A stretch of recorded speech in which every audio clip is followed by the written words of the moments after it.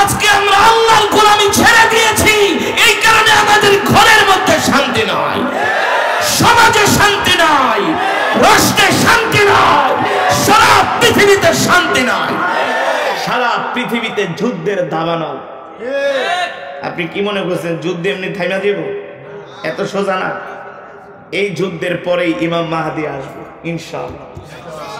আল্লাহর নবী বলেছেন শেষ জামানায় একটা মালহামা হবে, মালহামা। পুরো পৃথিবী জুড়ে যুদ্ধ হবে, বিগ্রহ। তারপরে ইমাম মাহদী আসবে। ইমাম মাহদী আসার পরে পৃথিবীর যত তাগুত শক্তি, যারা আল্লাহর দ্বীনের বিরোধিতা করেছে, যারা মুমিনের লেবাস লাগিয়ে মূলত ইবলিস শয়তান হয়ে যারা নেক সুরতে মুসলমানদেরকে ধোঁকা দিয়েছে, এই সমস্ত তাগুতদেরকে ইমাম মাহদী সাইজ করবে। সাইজ কি সাইজ করবো জানেন? গলার ভিতরে শিকল লাগায় তাদেরকে রাস্তায় টানা হবে, আর বলবে নেক সুরতে কেন মুমিনদেরকে ধোঁকা দিয়েছিস। ঠিক কিনা বলেন? এখন আপনি ইমাম মাহদীর সৈনিক হবেন নাকি দাজ্জালের সৈনিক হবেন, এটা আপনার বিষয়। যদি ইমাম মাহদীর সৈনিক হতে চান তাহলে মুমিন হতে হবে, ঈমানওয়ালা হতে হবে। কোন নাফরমান, বেঈমান, মিথ্যাবাদী, প্রতারণাকারী, মানুষের সম্পদ লুণ্ঠনকারী, মুসলমানকে কষ্ট দেয়, এমন মানুষ কখনো ইমাম মাহদীর সৈনিক হতে পারবে না। ঠিক কিনা বলেন? যারা আল্লাহর কোরআনকে ভালোবাসবে, আল্লাহর কোরআনকে মহব্বত করবে, তারা হবে ইমাম মাহদীর সৈনিক। ঠিক না ভাই না? তারা হবে ইমাম মাহদীর। সুতরাং মুসলমান, যে কোরআন আমি আপনাদের সামনে তেলাওয়াত করলাম, এই কোরআন আল্লাহর জবানের কালাম, রাসূলের হাদিস। আমাদের প্রতি কোরআনের হক আছে। কি আছে?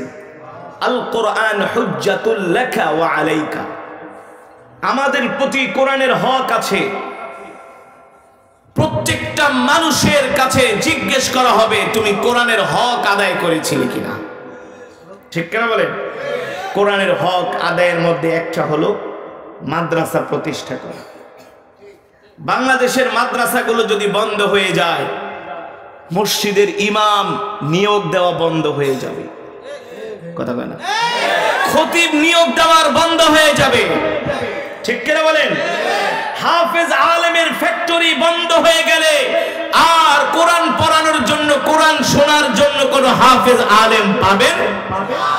এই মাদ্রাসাগুলো হলো কোরআনের ফ্যাক্টরি। এখান থেকে আপনাদের গাজীপুরের গার্মেন্টস থেকে যেমন পোশাক উৎপাদন হয়, এই মাদ্রাসাগুলো থেকে আলেম উৎপাদন হয়, আলেম বের হয়। ঠিক কিনা বলেন?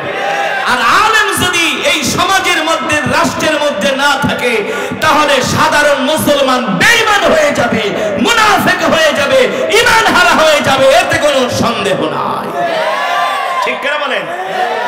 আপনার সম্পদ কম থাকতে পারে, দুনিয়ার অর্থবিত্ত কম থাকতে পারে, কিন্তু ঈমান যদি না থাকে তাহলে তো আপনি জাহান্নামী। তার মানে এই পৃথিবীর জমিনে সবচেয়ে ঈমানের দাম হলো সবচেয়ে বেশি। ঠিক না ভাই?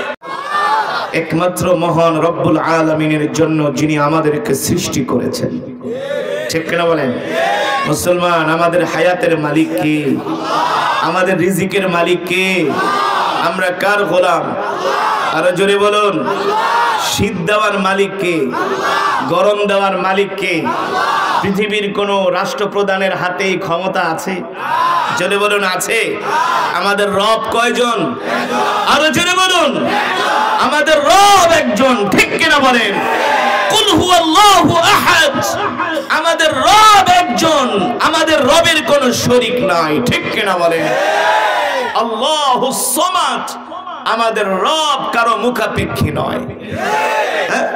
আমরা এমন রবের ইবাদত করি, আমরা এমন রবের কদমে সিজদা দেই যার কোনো শরীক নাই, লা শারীকা লা।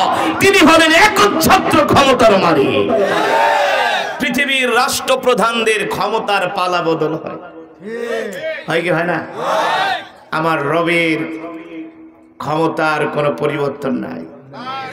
আমার রব যাকে চায় তাকে রাজত্ব দান করে, কথা বলেন।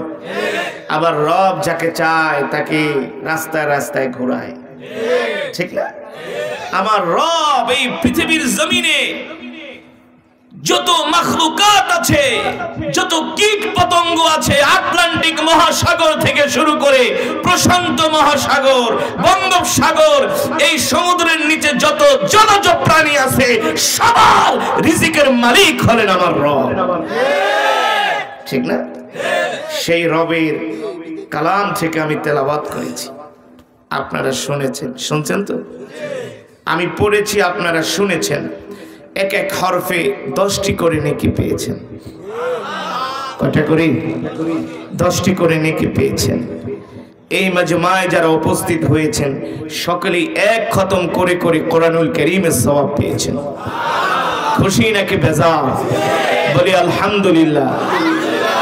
যেহেতু আমরা এক একজন এক এক খতম করে কোরআনুল কারীমের সওয়াব পেয়েছি, নিশ্চিত নিঃসন্দেহে লা শাক, কোনো সন্দেহ নাই, এই মাজমার মধ্যে দোয়া করলে দোয়া কবুল হবে ইনশাআল্লাহ। তাহলে আমরা শেষ মোনাজাত করে বাড়িতে যাব। রাজি আছেন? রাজি আছেন? আমরা ওঠাউঠি করব না, যে যেখানে বসে আছি কোরআনের মহব্বতে ইমানের শক্তির বলে আমরা বসে থাকবো, ঠিক কিনা বলেন? শয়তান বলবে, এই এতক্ষণ যে তেলাওয়াত শুনছো আর ও আর শোনার দরকার নেই, আল্লাহ তোমার এমনি বেহেশত দিয়ে দিছে। বুঝতে পেরেছেন? শয়তান আমাদেরকে ধোঁকা দিবে, এতক্ষণ হুজুরে যে কোরআন তেলাওয়াত শুনছো তোমার আর নামাজও পড়া লাগবে না, তুমি এমনি বেহেশতি। নাউজুবিল্লাহ বলেন। শয়তান বলবে, আর কত, এই শীতের ভিতরে একটু বাইরে আয়, আয়া দুইটা টান মার। কি মার? বুঝেন তো? কি টান? কি টান? হ্যাঁ, কো পকেটে বিড়ি ঠিড়ি আছে, নাহলে দুইটা কিনে দুইটা টান মার। যখন ইমান বলবে, না আমি আজকে বয়ান না শুনে যাব না, মোনাজাত না দিয়ে যাব না, শয়তান তখন নেক্সট শুরুতে ধোঁকা দিবে। বলবো কি, ঠিক আছে ও আর শুনি, সমস্যা নেই, তবে একটা সিগারেট খেয়ে আবার আসিস। একটা সিগারেট খেয়ে, জানেন না শয়তান কিন্তু নেক্সট শুরুতে ধোঁকা দেয়। মাঝে মাঝে হাজী সাহেবের রূপ ধারণ করে ধোঁকা দেয়, মাঝে মাঝে আলেমের রূপ ধারণ করে ধোঁকা দেয়, মাঝে মাঝে শয়তানের রূপ ধারণ করে শয়তান আমাদের ধোঁকা দেয়, ঠিক কিনা বলেন? বলখের বাদশাহ ইব্রাহিম ইবনে আদহাম, নাম কি? জোরে বলুন।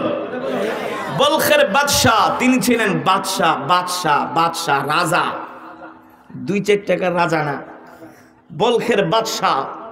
এত পাওয়ারফুল বাদশাহ ছিলেন বলখের বাদশাহ, সুবহানাল্লাহ বলেন।